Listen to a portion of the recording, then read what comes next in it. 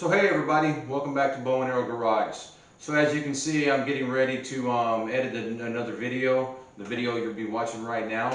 And this video is going to kind of be a little bit different, and only because I'm going to show clips of some different things that I've done to the car. I'm not going to focus on one thing, but what I wanted to do is just kind of show some short clips of the power steering conversion that I did on it, and then also the headlight conversion that I did. And then finally, I replaced the radiator core support. So I kind of wanted to just give you some footage of those things, show you why I replaced them, what I'm doing, and just getting the car ready to get on the road. And a little update on the engine.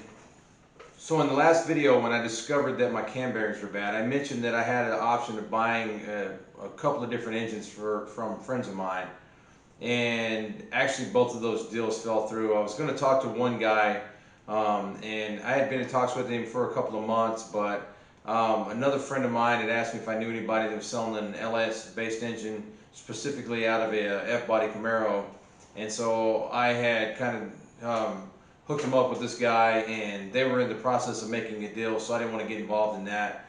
And another friend of mine had an engine, and it was a screaming deal, but I just really didn't have the money to pay what he was asking for it, and it was a very fair deal, but it was just a little bit out of my budget right now, so I ended up holding off. But what I ended up doing is realized that the oil that I was using in the Corvette engine, I was using Mobil 1 5W30, which is what I use in basically all my vehicles.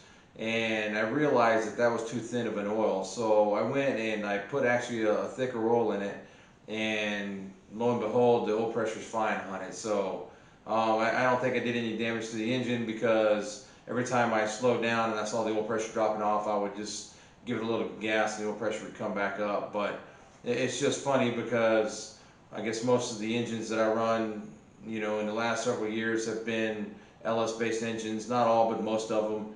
And they use a 5W30 oil, and not really thinking that this was an old small block Chevy. It's got a flat tappet cam. It's been kind of mildly built a little bit, and so I put a thicker oil in it, and it's been great. I drove it around for an hour the other day, which is the longest I've driven it at any given time since I bought the car. And the oil pressure never dropped below 16 psi when I stopped at stop signs. So I am going to do an LS swap on the car eventually, but right now I just want to focus on getting the car on the road, getting all of these little things that need to be fixed ready so that I can get it inspected and actually drive it and kind of shake the car out and see if there's anything else I need to address. So like I said, I'm going to move forward with this video, and hope you enjoy the content.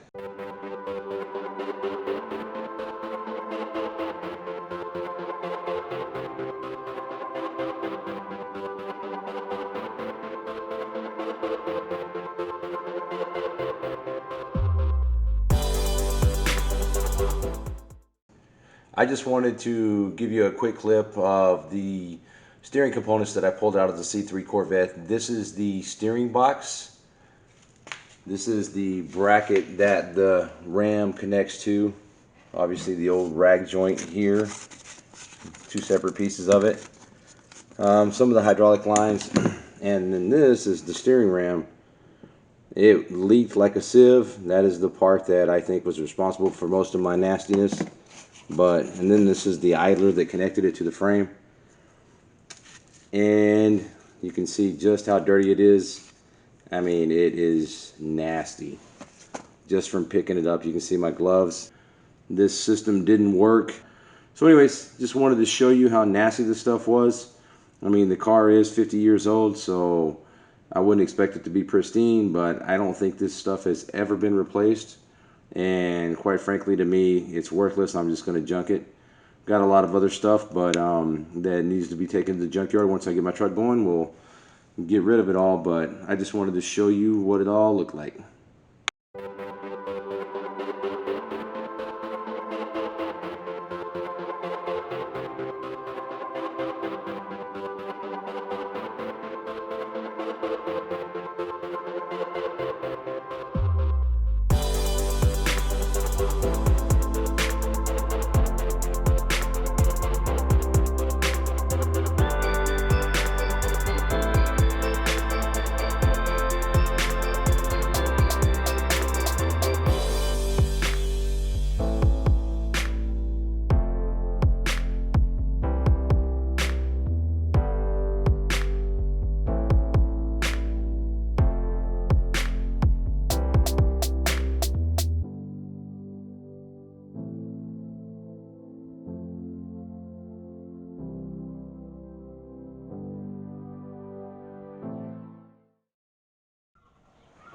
So hey guys, I just about wrapped up this Borgeson power steering install.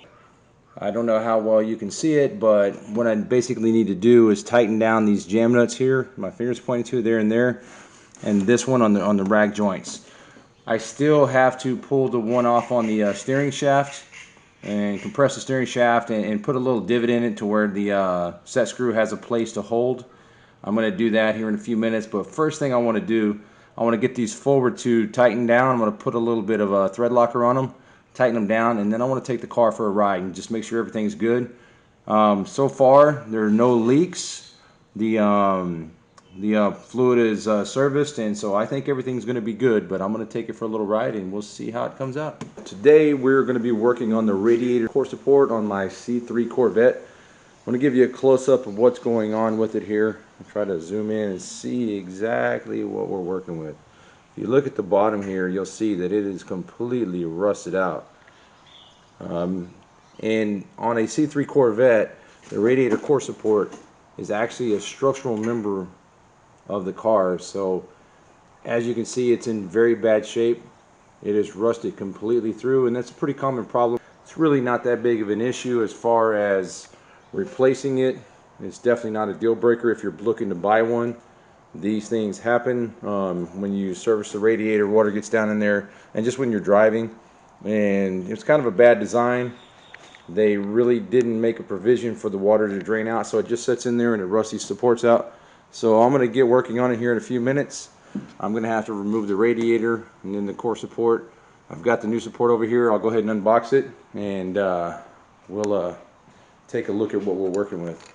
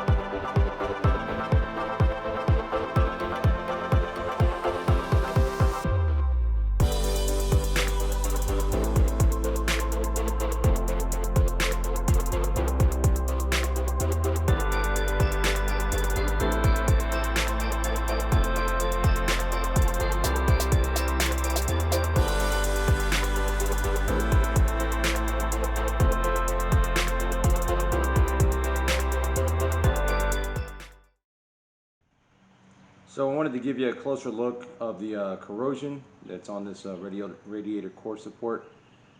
So you can see side-by-side comparison that thing is really in bad shape. And that's what it looks like. And this is what it's supposed to look like. So yeah, it's pretty ugly, But we got it out. We're gonna do some prep work as far as kind of cleaning up a little bit. We're gonna obviously prime and paint these areas in here before we throw the new one back in. But wanted to show you on the car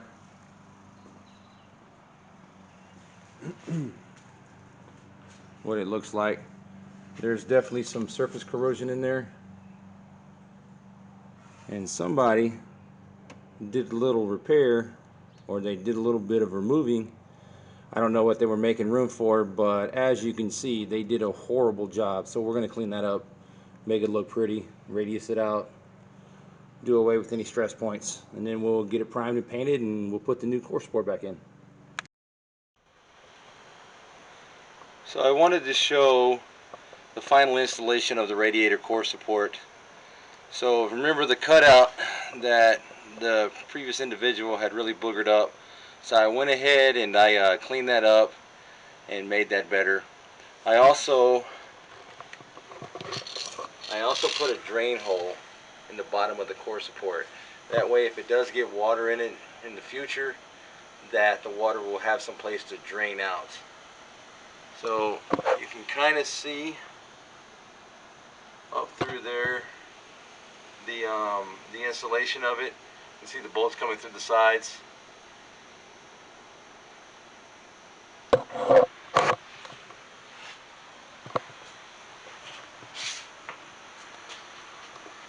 then there's a top view of it. Obviously it's just a metal support, but like I said earlier, this is a structural member of this vehicle. And what it really has done is before there was a big gap at the top of the door where the door meets the fender here. And the reason being is because the front end was sagging down because that rusted out part had lost its structural rigidity. So it looks a lot better. It's a big hurdle to overcome. I'm glad I finally got it done.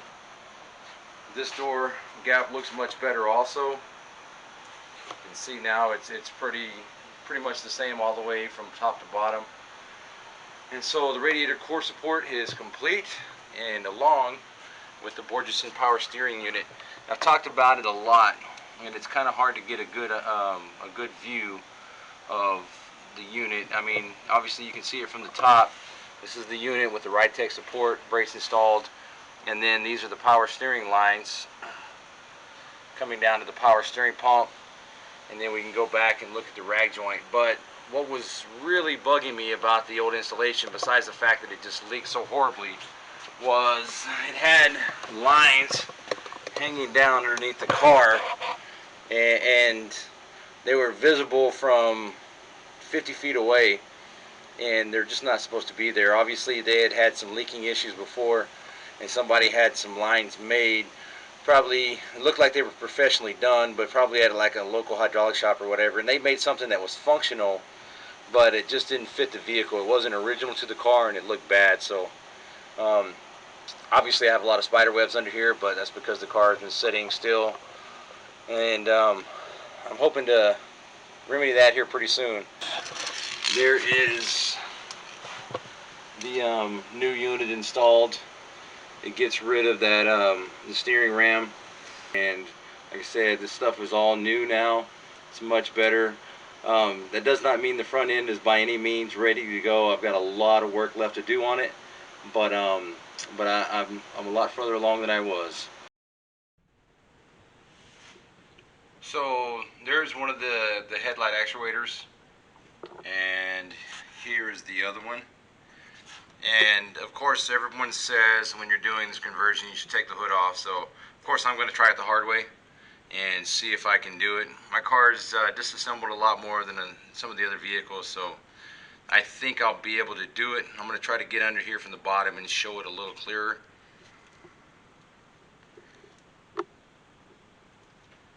And so that is the bottom view of the actuator, and yeah, it's kind of a little difficult to see, but there are some relays in between the headlight actuators, and you can see these are the relays here and here, and so those components are going to get removed also. So I'm just going to go ahead and start removing them. I'm going to keep everything labeled, and just because I think these components are actually probably pretty decent. Like I said, the big thing is that the windshield wiper system is completely messed up. So since I'm going to convert it, I wanted to just go ahead and go all electric.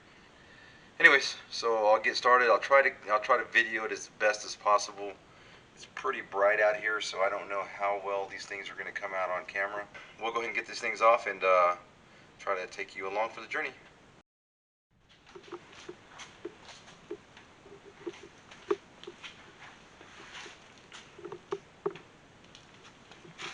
So as you can see here, I have a good 4 to 5 feet of vacuum hose.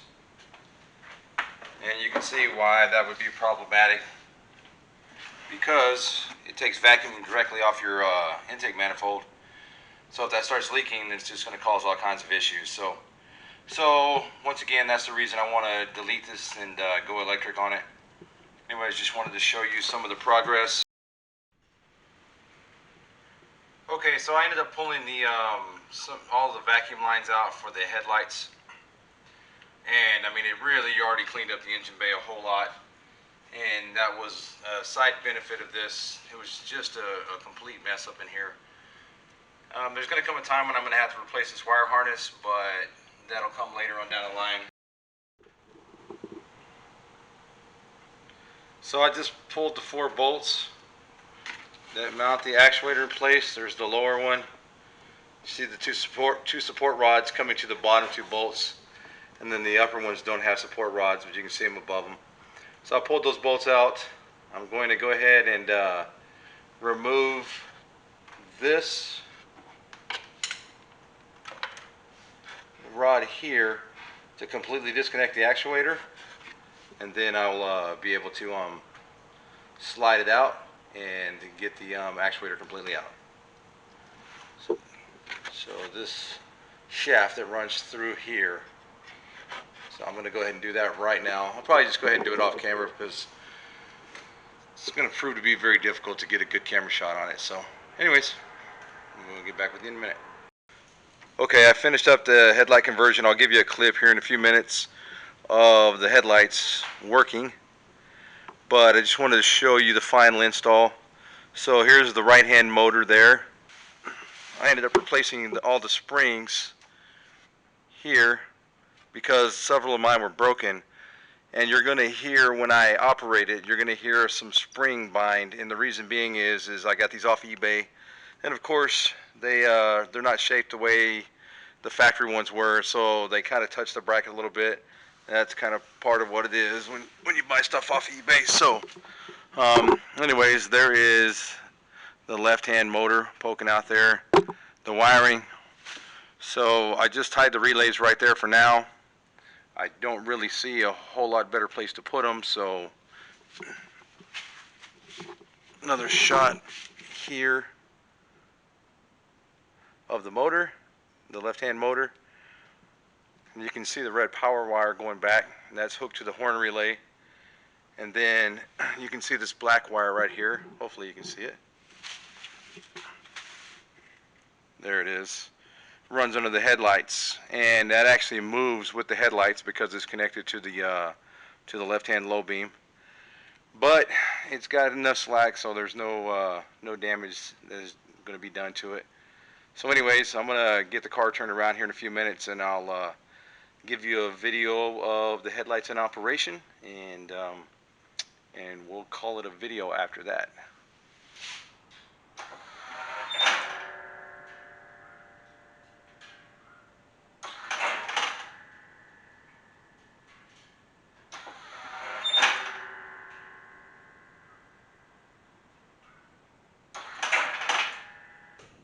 So hey guys, I'm going to go ahead and end the video there. I'm pretty excited about the progress that's coming along in the car. You notice with the light modification, the headlight modification, I should say, that I didn't really go into a lot of detail, and the reason being is I ordered a kit from a guy that goes by Richard 454, and the kit was very well engineered, and he came with very good instructions. And so I could have gone and detailed all of these things, but really honestly, if you're going to do this conversion yourself, he provides excellent instructions. There was one slight issue with the kit that I wasn't super excited about. The actuators have a little arm that drives the link that controls the headlights, and it's a billet aluminum arm, and the actuator shafts are serrated, and so the way that he made the part just was kind of a little bit, in my opinion, subpar. It looked like he just kind of cold formed the serrations into the billet aluminum, and so it worked. It was actually, I didn't have any issues with it, but it looks like if you ever had to change the motor down the road, that it would probably not work again. So I'm going to try to pick up a couple of spare links just just to make sure. But besides that, like I said, it was very well engineered. The instructions were fantastic, and so you know, and I appreciate people that do work like that. I actually liked it so much that I went ahead and ordered the windshield wiper conversion kit also from the same guy. So while I try to give honest reviews here, and so while I say there was a little issue in my opinion with the arms, everything worked out great, and so once again, you know, I'm pretty pleased with it. So having said that, I want to say again, thank you very much for joining me. If you like this content, please like, share, subscribe. Make sure to ring the notification bell, and we hope to see you again next time. Thanks and have a great night.